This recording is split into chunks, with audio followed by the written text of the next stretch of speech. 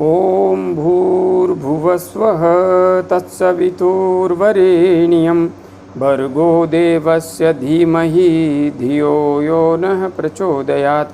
उस प्राण स्वरूप दुखनाशक सुख स्वरूप श्रेष्ठ तेजस्वी पापनाशक देव स्वरूप परमात्मा को हम अपनी अंतरात्मा में धारण करें। वह परमात्मा हमारी बुद्धि को सतमार्ग की ओर प्रेरित करे। भाइयों बहनों, जय श्री राम, जय गुरुदेव, जय माँ आदिशक्ति। आप भाइयों बहनों की साधना से संबंधित जिज्ञासाओं एवं अनुभवों को सम्मिलित करते हुए मैं आज यहाँ पर एक अत्यंत महत्वपूर्ण अनुभव और जीवन से संबंधित वृत्तांत को सम्मिलित कर रहा हूँ। बहन जयकौर सैनी जी ने जो मैंने YouTube पर पोस्ट डाली थी, घर में तो भोग की ही प्राप्ति हो सकती है, योग की नहीं। ये विचार मांगीलाल शर्मा चंदनिया जी ने दिए थे और उन पर मैंने जो स्पष्टीकरण दिया था उस पर बहन ने अपने व्यक्तिगत जीवन से संबंधित अत्यंत मार्गदर्शक वृत्तांत प्रस्तुत किया है। बहन ने लिखा है, जय गुरुदेव, जय माँ आदिशक्ति। आपने सत्य वचन कहे हैं। मैंने अपने 46 वर्ष की एज में न जाने कितने दुख और कष्टों को सहन किया है। कई बार मरने को मन करता था, लेकिन मैंने भक्ति को अपना लिया और मेरे पति ने ड्रिंक का सहारा लिया। हम दोनों एक ही घर में अपने बच्चों की जिम्मेदारी निभा रहे हैं। वो ड्रिंक नहीं छोड़ पा रहे हैं और मैं ध्यान मार्ग में हूँ। बस मेरे हस्बैंड का मुझे इतना साथ है कि 6 साल से हम एक ही घर में बड़े प्यार से अपने कर्तव्य निभा रहे हैं बिना संबंध बनाए। वो मुझे योग भक्ति में डिस्टर्ब नहीं करते। हम दोनों खुश हैं। क्या यह किसी जंगल से कम है? बस इसी जन्म में आत्म साक्षात्कार करना चाहती हूँ। गुरुजी का आशीर्वाद वो माँ की कृपा बनी रहे। बस अपने चित्त में वर्षों से जो जमे दुखों कलेशों को खत्म करने के प्रयास में हूँ ताकि योग में आगे बढ़ सकूँ। जय गुरुदेव, जय माँ आदिशक्ति। बहन, आप दोनों पति पत्नी ने जिस संयम का उदाहरण पेश किया है, आप 46 वर्ष की हैं तो कोई बहुत अधिक आपकी उम्र नहीं है। इस स्थिति में आप दोनों ने परिस्थितियों से लड़ते हुए जिस प्रकार से संयम का परिचय दिया है, अपने आप में अत्यंत महत्वपूर्ण है और अत्यंत प्रेरणादायक है।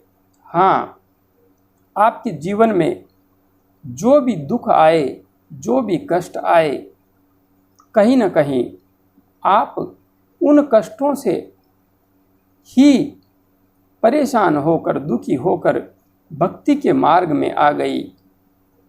और यकीन मान के चलिए, अब वे कष्ट आपके जीवन से हमेशा हमेशा के लिए दूर चले जाएंगे। और यह भी निश्चित समझ लीजिए, आपके पतिदेव शराब को अवश्य छोड़ देंगे, निश्चित रूप से छोड़ देंगे। हाँ, हमारे जीवन में जो कष्ट आते हैं, दुख आते हैं, वे ही हमें 2 रास्ते चुनने के लिए प्रेरित करते हैं। एक मार्ग होता है भक्ति का और दूसरा मार्ग होता है भटकाव का। अधिकांश लोग भटकाव के रास्ते की ओर जा कर के जिंदगी को बर्बाद कर लेते हैं और कुछ लोग होते हैं जो भटकाव को न चुन करके परमात्मा की राह पकड़ते हैं।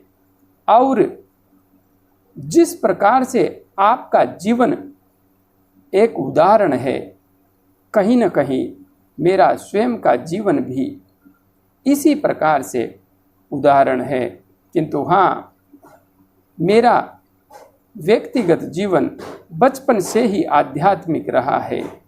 मैं कभी भी अपने आप को उस परमात्मा से दूर देख ही नहीं पाया। मेरी आत्मा में हमेशा उसके प्रति, उस जगत जननी माँ के प्रति अनुराग हमेशा से था, किंतु समस्याएं मेरे जीवन में भी आई हैं और कहीं न कहीं जिस रूप में मैं आप सबके सामने वर्तमान में हूँ, उसके पीछे वे समस्याएं ही मूल रूप से कारण रही है, क्योंकि इतनी कठोर साधना करने का साहस साधारणतया इंसान नहीं कर पाता, किंतु कुछ न कुछ जीवन में वह जगत जननी माँ ऐसा घटित कर देती है कि जो असंभव कार्य होता है उसे भी साधक कर गुजरता है।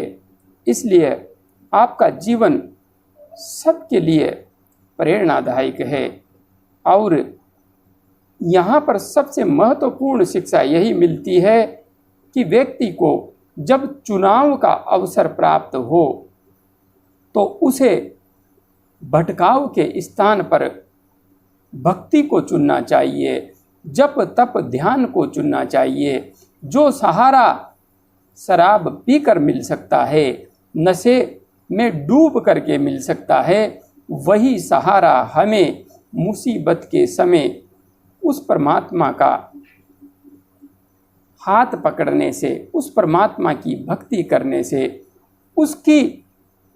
उसके ऊपर एक उम्मीद का सहारा, उम्मीद की डोर जोड़ लेने से निश्चित रूप से मिल जाता है। और हाँ, जो उस परमात्मा से जुड़ जाता है, निश्चित मानिए उसके जीवन में उस अंधेरे के बाद बहुत बड़ा प्रकाश निकल करके आता है, बहुत बड़ा प्रकाश।